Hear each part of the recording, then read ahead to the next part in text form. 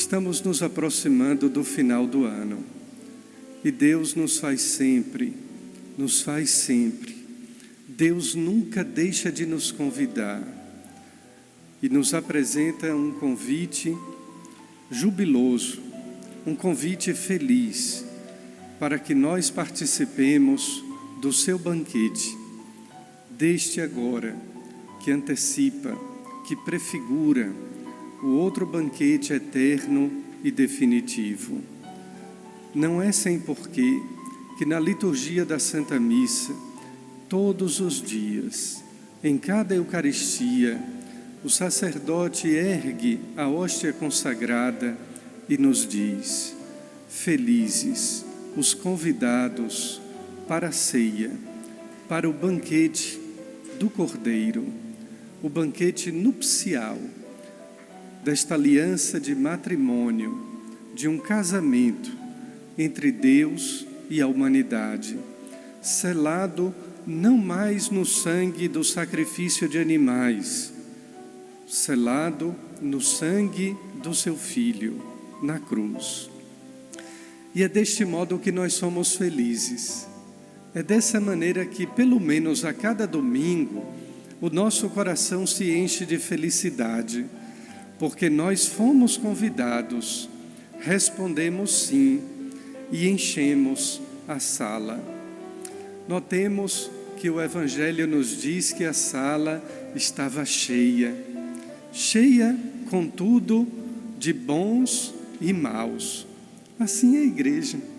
Quando nós respondemos sim, não é porque de um momento para outro nos convertemos. Nós respondemos sim, porque tomamos a consciência desta felicidade, mas ainda há um longo caminho a percorrer. É o caminho da escolha por aquilo que é definitivo. Vejam, o rei enviou um convite para um banquete de festa, de casamento do seu filho.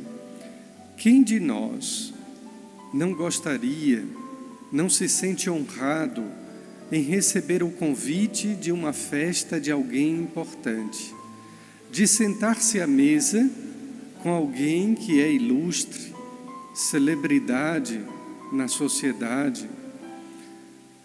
Essa tradição cultural se mantém há séculos, há milênios. O problema é exatamente o contrário. Para nós, quando não recebemos o convite, sobretudo de alguém que nós gostamos, nós nos sentimos excluídos. No Evangelho, na parábola, o problema é outro. O problema não é ter sido convidado. O problema é rejeitar o convite. E mais ainda, violentar os emissários, os mensageiros daquele convite. Aquela cançoneta de Padre Zezinho que diz: quando Jesus passar, eu quero estar no meu lugar. Quantas vezes ele passa? Quantas vezes ele envia convite? Quantos são os emissários ou as emissárias desse convite que nem sempre nós damos ouvidos e respondemos? Ainda ontem, em Assis, era beatificado o jovem, quase um adolescente, Carlo Acutis, apenas porque em toda a sua trajetória de vida tão curta, escolheu como projeto de vida viver unido a Jesus.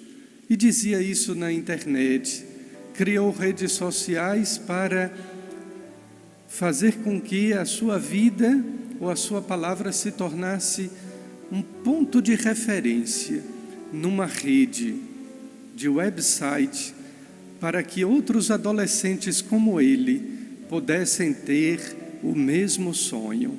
E a sua frase era exatamente essa: meu projeto de vida é estar unido a Jesus. Quantas pessoas, inclusive eu, tanto tempo que a gente tem de vida, quantos emissários chegam com convites tocando o nosso coração, mas o nosso coração está fechado. Até que o rei decide enviar o vosso filho, o seu filho, para que o seu filho nos entregasse o eterno convite. E o que fizeram? Espancaram mais uma vez e mataram seu filho. Não um assassinato qualquer, porque a vida do Filho de Deus é oferecida, é dada livremente. E é desse modo que Ele morre de amor por nós, para que nós tenhamos acesso a esse banquete. O banquete de agora, que nós estamos celebrando felizes, mas o banquete eterno e definitivo.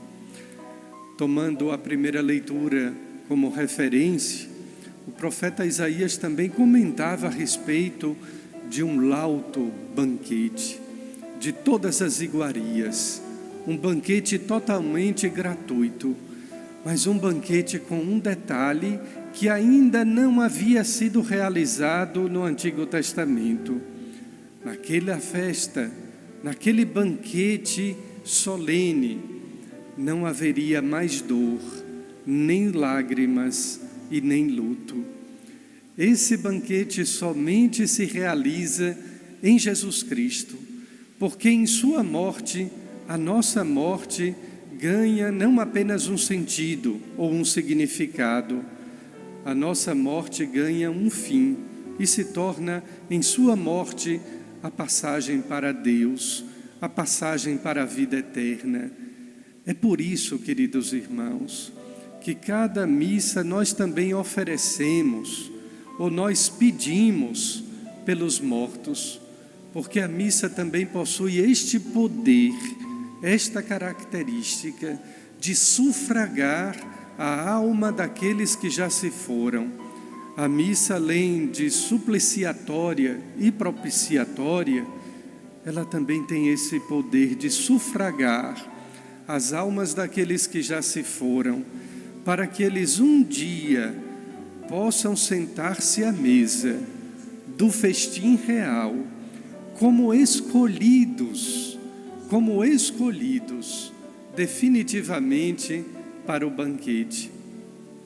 Porque nós sabemos, aqui entra não apenas o convite, retomo, mas também o traje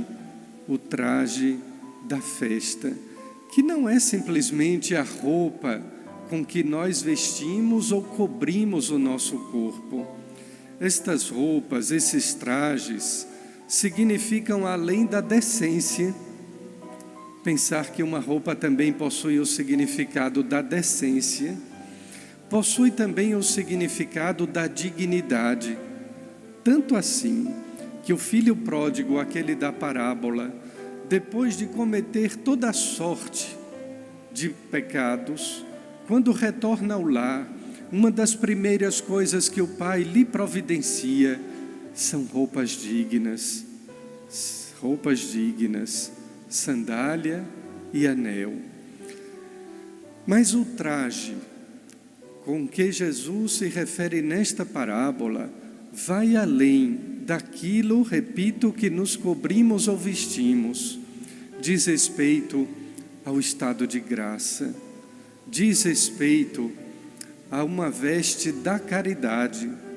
Todas as vezes que amamos, cada vez que fazemos o bem, todas as vezes que somos solidários, nós também estamos nos revestindo de caridade, nos revestir. Interessante essa palavra, tão pouco usada, porque falamos tanto de vestir e pouco de revestir. Revestir tem um sentido muito maior, muito mais amplo.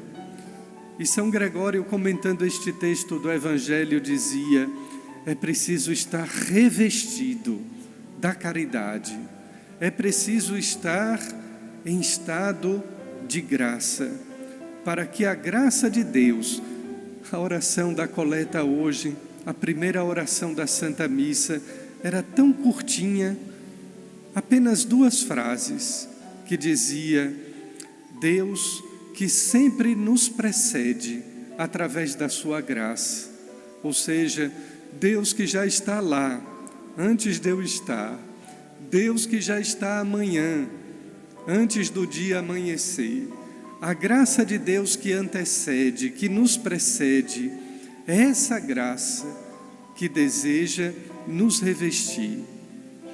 Pensar, queridos irmãos e irmãs, que apesar de tantas recusas, apesar de tantos emissários, de tantos mensageiros, de tantos convites, desde Isaías até Carlo Acutis ontem, Deus não se cansa, Deus não desiste de nos convidar, de nos chamar. Apesar de tanto tempo, de tantas recusas, de tantos nãos, Deus continua a nos amar, a nos perdoar, a nos favorecer com a sua graça.